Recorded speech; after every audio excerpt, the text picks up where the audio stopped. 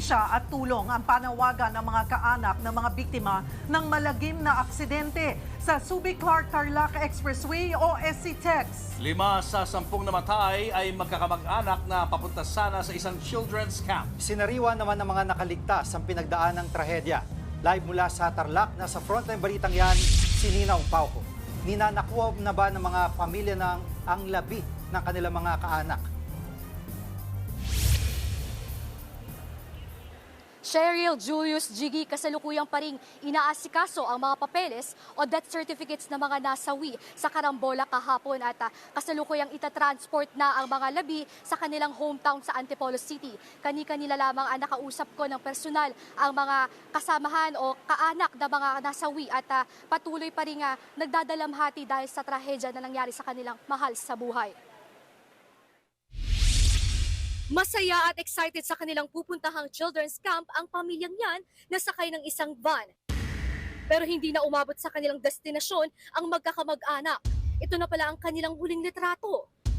Wala silang kamalay-malay sa malagim na trahedyang naghihintay sa kanila sa SCTEX. 8 sa kanila ang nasawi at tanging driver lang ang nakaligtas.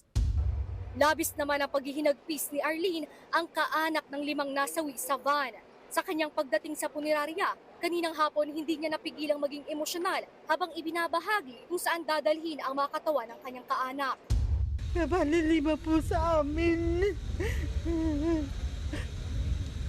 Tapos yung 3, iuwi pa po ng Bicol kasi mga kamag-anak po yung asawa nun.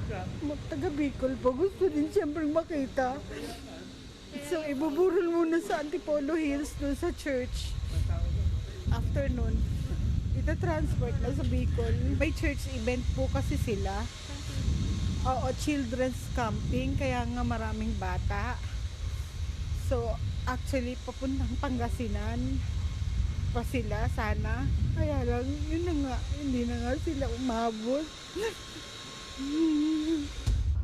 Kwento naman ng anak ng isa sa mga nasawi. Nung nakumpirma po namin doon sa bahay, talaga pong bumagsak po kami lahat, talagang iyakan po kami.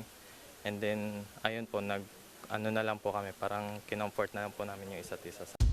Panawagan nila, makipagtulungan sana sa kanila ang bus company na nakabangga. Tiniyak naman ng lokal na pamahalaan ng Tarlac na ibibigay nito ang anumang pangangailangan na naulilang pamilya.